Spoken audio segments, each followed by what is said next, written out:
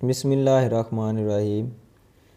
تو آج ہی ہم غلام عباس کا افسانہ اوور کوٹ کے حوالے سے بات کریں گے۔ یہ افسانہ تقریباً سبھی دوستوں نے پڑھ رکھا ہوگا، جو مختصر سا ہے، اور اس میں ایک لڑکے کی دو رخی زندگی کو پیش کیا گیا ہے۔ ایک وہ زندگی ہے جو ہماری اصل ہے، اور دوسری وہ جو ہم لوگوں کو دکھانا چاہتے ہیں۔ تو اس افسانے میں اصل زندگی کو چھپایا گیا ہے، اور اس افسانے کی منظر نگاری اس غربت کے تاثر کو اجاگر کر رہی ہے۔ اس میں پھر اس کے بیوی بچوں کو نہیں دکھایا گیا، کیونکہ اس کا موضوع ہی کچھ ایسا ہے کہ اس نوجوان کی حرکات و سکنات بھی لوگوں کے لیے ہے۔ تو اس افسانے میں اس لڑکے کی جو ہے کہانی بیان کی گئی ہے، جو بظاہر تو بڑا امیر نظر آنا چاہتا ہے، مگر حقیقت میں وہ بہت غریب ہے۔ اب وہ لڑکا جو ہے سڑک کے کنارے جا رہا ہے اور چہل قدمی کر رہا ہے، اور اس کی اٹکھیلیاں ایسے ہیں جیسے کوئی بہت بڑا امیر زادہ ہو۔ تو جب وہ کہتا ہے کہ 10 روپے کا چینج ہے، حتیٰ کہ اس کے پاس صرف 6 آنے نکلتے ہیں جب وہ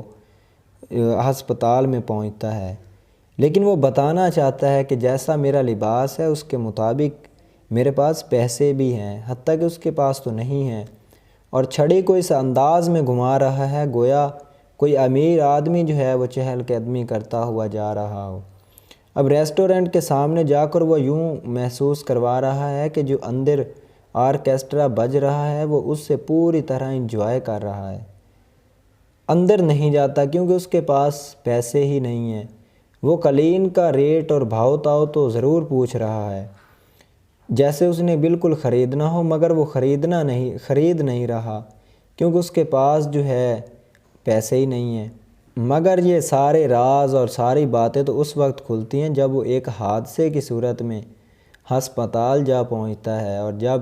اس کا کوٹ اتارا جاتا ہے تو نیچے سے اصل زندگی برآمد ہوتی ہے۔ اور مطلب یہ ہے کہ اس افسانے سے ہٹ کر جو ہے کوئی اضافی چیز اس میں بیان نہیں کی گئی۔ اب پوری کہانی جو ہے اس لڑکے کے ارد گرد جو ہے نوجوان کے ارد گرد ہی بیان کی گئی ہے کہ اس کی حرکات و سکنات کیسی ہے، وہ کہاں کہاں جا رہا ہے، کس طرح سے وہ جو ہے چھڑی کو گھما رہا ہے جیسے کوئی امیر آدمی ہو، اور اس کی شوخیاں، اس کا چلنا پھرنا جو ہے اٹکھیلیاں کرنا، اور ایسے ہی ہے بظاہر کہ گویا وہ بہت امیر آدمی ہے، لیکن وہ بیچارہ غریب ہے اور اپنی غربت کو چھپائے ہوئے ہے۔ اور جب اس کو ہسپتال میں ساری چیزیں جو ہے کھولی جاتی ہیں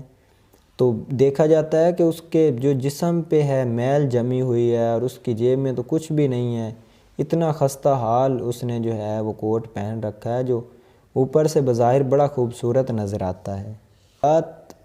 جزیات نگاری کے حوالے سے اگر بات کی جائے تو سب سے زیادہ تقریباً